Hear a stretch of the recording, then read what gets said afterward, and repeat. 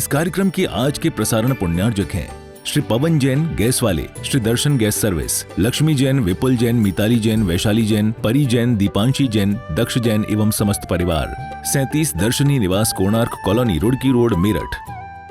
चक्रवर्ती ने पाद प्रक्षालन किया, उसे मस्तक पर धारण किया, नवदा भक्ति से उत्तम और स्वास्थ्य के अनुकूल आहार किया। मुनिराज ने उपदेश दिया, ये चक्रवर्ती, वैभव सदा के लिए नहीं मिला है तुम्हें, ये वैभव कभी भी छूट सकता है, ये वैभव कभी भी समाप्त हो सकता है, ये काया तुम्हारी हमेशा रहने वाली नहीं है। तुम्हें सम्यक दर्शन, सम्यक ज्ञान, सम्यक चारित्र की आराधना करना चाहिए। बड़े राजा जीवन के अंतिम समय में संन्यास धारण किया है, इसका मतलब यह है कि हमें भी जीवन के अंतिम क्षणों में संन्यास धारण करना चाहिए। ध्यान करता हुआ, आत्मचिंतन करता हुआ वह वज्रनाभि चक्रवर्ती मुनि अवस्था में एक जंगल में पहुंच गया। ध्यानरत हो गए, सामायिक रत हो गए। आ गया खलनायक, क्योंकि नायक के पीछे खलनायक जरूरी है, क्योंकि नायक के व्यक्तित्व में चमक ही जब आएगी जब खलनायक। फिर आया खलनायक, कमट का जीव, भीड़ की पर्याय, उसका नाम था पुरांगुरी। भीड़ की पर्याय में वह पहुंच गया, तीर कमान लेकर के जानवरों को मारता, उनका शिकार करता, उनका भक्षण करता। एक दिवस वह घूमते घामते जहां पर महामुनि बैठे हुए थे वहां पहुंच गया। मुनिराज की शांत मुद्रा को देख करके लोग नतमस्तक हो जाएं, लेकिन वह नतमस्तक नहीं हुआ। पिछले क्रोध के संस्कार जागृत हो गए और वह अपना तीर कमान लेकर के मुनिराज के ऊपर तीर छोड़ दिया। तीर से विद करके जो है मुनिराज शांत परिणामों के साथ मरण को प्राप्त हुए, और मरण को प्राप्त होकर के मध्यम ग्रहवेग में जाकर के देव बन करके गया। ये मध्यम ग्रहवेग क्या है? 16 स्वर्ग से भी ऊपर। पहले 12वें स्वर्ग में गए, फिर 16वें स्वर्ग में गए, और अब स्वर्ग से भी ऊपर पहुंच गए। ग्रहवेग में जाकर के जन्म लिया, और ये पुरांगुरी भी मारा गया। मरने के बाद ये सप्तम नरक में पैदा हुआ। कौन से नरक में? सप्तम नरक में। 27 सागर की आयु मिली। कितनी? 27 सागर की आयु मिली। इधर जो है इन्हें भी 27 सागर की आयु मिली। दोनों जो है वहां पर जीवन यापन किया, और उन्हें भूख कब लगती थी? 9वें ग्रहवेग में जो है मध्यम ग्रहवेग में पहुंच गए। रोज नहीं खाते थे, दिन में 3 बार नहीं, 27,000 साल में 1 बार। कितने? 27,000 साल में 1 बार भूख लगती थी, और उसमें भी अमृत पीते नहीं थे, अमृत का केवल चिंतन करते थे, और उनका पेट भर जाता था। करते क्या थे वो? जब 9वें मध्यम ग्रहवेग में पैदा हुए, उन्होंने अपनी ज्ञान से देखा कि मैं क्यों आया हूं इस 9वें यहाँ पर ग्रहवेग में। उन्हें याद आया कि मैं तो मुनि था, मुनि मुद्रा को धारण किया था, मैंने समाधि में मैंने अपने प्राणों का चारित्र को धारण करके मैंने विसर्जन किया था। तो फिर उन्होंने कहा कि अरे फिर चारित्र की वजह से मुझे ये ग्रहवेग मिला है, तो मुझे अब कुछ नहीं करना है, केवल ध्यान करना है, धर्म चर्चा करना है, भगवान के दर्शन करना है, पंच कल्याणकों की आराधना करना है। और ग्रहवेग की स्थिति होती है, वहां का देव वहीं रहता है, बाहर नहीं जाता, इसलिए उसे कहा जाता है अहनिंद्र। क्या कहा जाता है? 16वें स्वर्ग तक का तो आ जाता है, भगवान के जन्म तक जाएगा, तब कल्याणक में आ जाएगा, धर्म कल्याणक में आ जाएगा, लेकिन ग्रहवेग का जीव नहीं आएगा, क्योंकि वहां सब अहिंद्र है।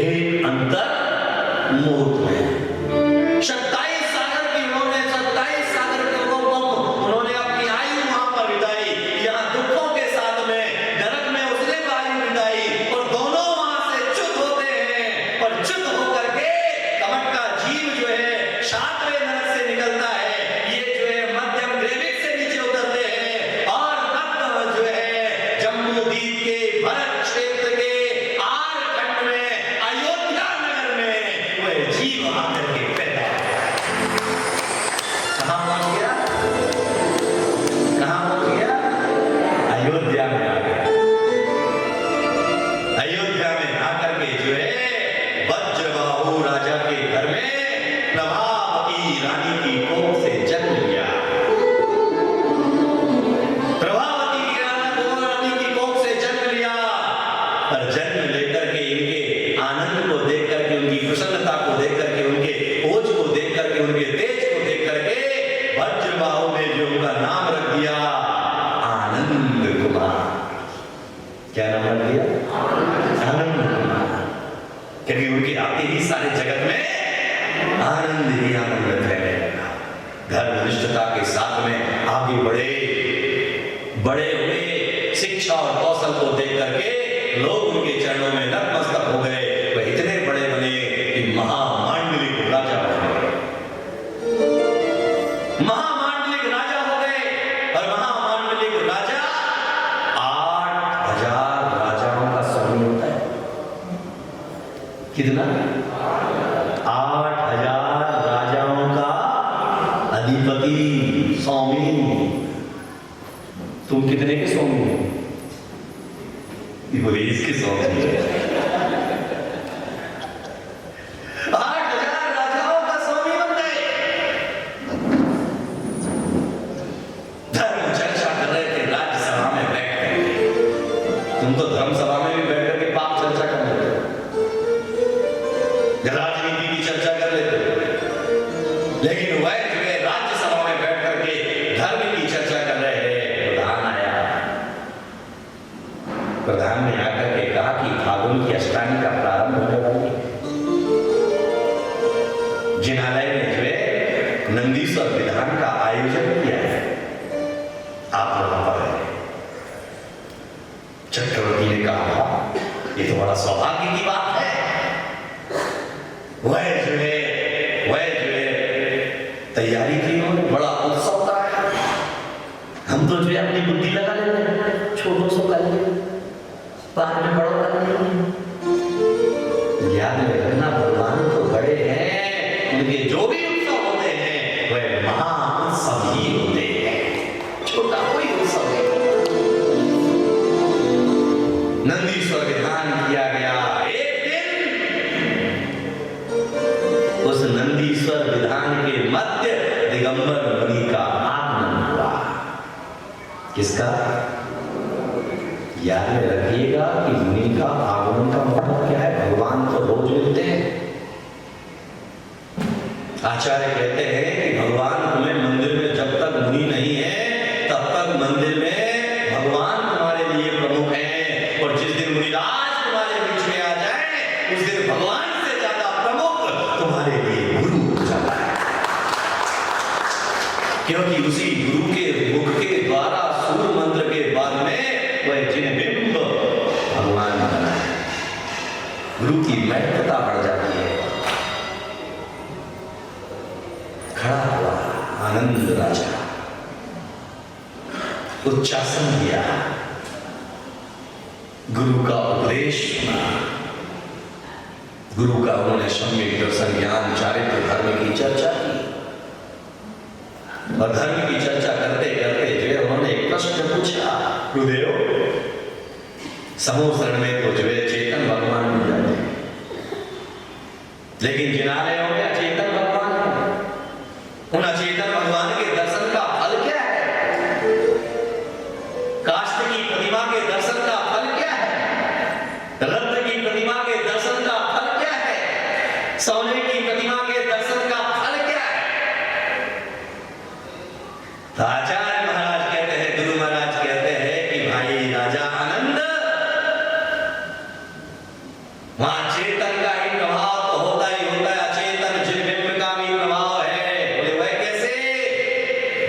जिस तरह से चिंतामणि रत्न हमारी सारी चिंताओं को, हमारे मन की जितनी भी भावनाएं होती है उन्हें पूरी कर दिया करता है, वह चिंतामणि रत्न जिस तरह से सभी अभिलाषाएं पूरी कर देता है, वैसे ही भगवान जिनेंद्र की प्रतिभा तुम्हारी संपूर्ण अभिलाषाओं को पूरा कर देगी। वह संसार के सारे सुख तुम्हें प्रदान कर देगी, संसार के सारे वैभव तुम्हें प्रदान कर देगी। और महाराज बोले वह अचेतन प्रतिमा कल्प वृक्ष के समान है। इसके समान वह अचेतन प्रतिमा जो है कल्प वृक्ष के समान है। जिस तरह से कल्प वृक्ष के सामने मांगने पर जो चाहो वह मिल जाता है, लेकिन भगवान की प्रतिमा ऐसी है कि वह कल्प वृक्ष मांगने पर देता है, लेकिन ये कल्प वृक्ष बिन मांगे ही तुम्हें सब कुछ प्रदान करने वाला है। अरे और क्या, ये जो है मणि ऐसी मणि है जो विष को भी निर्विष कर देती है। कौन सी मणि? अचेतन है, मणि भी अचेतन होती है, मंत्र अचेतन है, विष को भी निर्विष करने की ताकत होती है। इसीलिए जो है धनंजय कवि के पुत्र को सांप ने डस लिया, भगवान की पूजा में लगा रहा, भगवान की आराधना में लगा रहा, लेकिन भगवान की आराधना में लगे लगे पत्नी पहुंची पुत्र को लेकर के, तुम तो यहाँ पर भगवान की भक्ति कर रहे हो, यहाँ पुत्र मरा जा रहा है तुम्हारा, संभालो इसे। उसने जो है उसे हाथों में लिया नहीं लिया, आंख खोल करके भी नहीं देखा कि मेरा पुत्र मृत हो रहा है। तुम्हारा तो यहाँ फोन आ जाए तो भाग जाओ, उल्टा मोबाइल लेकर के भागना पड़ा, भाग जाओ, मेरे गिर गो पोता गिर गो, तुम तो भगवान की भक्ति से गिर गए। धनंजय कभी कोई विकल्प नहीं, अपनी भगवान की आराधना में लगा रहा। उसी समय उनके अंदर से हृदय से भक्ति जागृत हुई, और भक्ति जागृत होकर उन्होंने विषमहार स्तोत्र लिखा, और जैसे जैसे वह विषमहार स्तोत्र हुआ, वह बच्चे का सर्प का विष उतर गया और वह चैतन्य होकर के बैठ गया। इसीलिए कहा गया विषम निर्विष्टाम याति स्तुति माने जिनेश्वरी। भगवान जिनेंद्र के दर्शन करने से विष भी निर्विष हो जाया करता है, अचेतन प्रतिमा के दर्शन करने से ही वह विष भी निर्विष हो जाया करता है, क्योंकि वह प्रतिमा साधारण प्रतिमा नहीं है, उसके रंग में सूर्य मंत्र समाया हुआ है, और सूर्य मंत्र से अधिष्ठित है, तो उसका जल नहीं होता है, गंधोदक बन जाया करता है, गंधोदक बन जाया करता है वह। इसीलिए मैं आपसे निवेदन और गुजारिश केवल इतना ही करना चाहूंगा, अनुरोध केवल इतना ही करना चाहूंगा कि जिंदगी के मंतव्य को समझे। जिनेंद्र भगवान की अचेतन प्रतिमा की महिमा जान करके आनंदित हुआ पूरी प्रजा, सारा नगर आनंदित हुआ। मुनिराज का उपदेश सुनकर के मुनिराज वह फिर जो है सभी अपने अपने घर चले गए। एक दिवस पुण्योदय जागा तो वह मुनिराज जो है अयोध्या नगरी में पधारे आहार के निमित्त। आनंद राजा ने उन्हें नवदा भक्ति से पढ़कर आहार का दान बहुत बड़ा दान का है। आज वह पार्श्वनाथ का जीव जितना उत्तरोत्तर बढ़ रहा है वह धर्म के प्रभाव से बढ़ रहा है, पाप के प्रभाव से नहीं। हम तो अपने सांसारिक कार्य हमारे सामने आ जाए तो हम उसे छोड़ नहीं सकते हैं। वह उत्तरोत्तर बढ़ता गया, बढ़ता जा रहा है, बढ़ता जा रहा है, बढ़ता जा रहा है, बढ़ता जा रहा है। मुनिराज को आहार दिया, आहार के पश्चात मुनिराज ने धर्मोपदेश दिया, संसार की असारता के बारे में समझाया। तो संसार की असारता को समझ करके वह जो है राजा आनंद उनके चरणों में नतमस्तक होता है और राजपाट का त्याग करके फिर वह अपनी मुद्रा को धारण करता है। बार-बार नहीं बनता है। और वह जो निकल करके आया था सातवें नरक से, वह शेर बन गया, कमट का जीव शेर बन गया।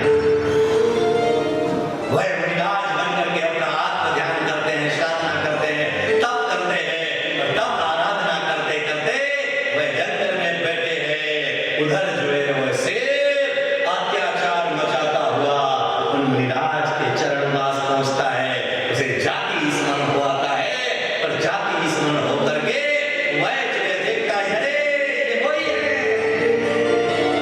और वह मुनिराज के ऊपर वार कर देता है, उनका पेट फाड़ करके खा जाता है, उन्हें जिनका वहां पर समाधि मरण पूर्वक उनका मरण होता है और मरण होकर के वह जाकर के स्वर्ग में अच्युत स्वर्ग में जाकर के जन्म लेते हैं, अच्युत स्वर्ग पहुंच जाते हैं और अच्युत ये जो है मर करके फिर नरक पहुंच जाता है, गति को प्राप्त करके अच्युत स्वर्ग में पहुंच गए। अब तैयारी है, अच्युत स्वर्ग से उतरेंगे और नर काया को प्राप्त करके तीर्थंकर पासनाम। अब केवल एक ही भाव शेष है इनका,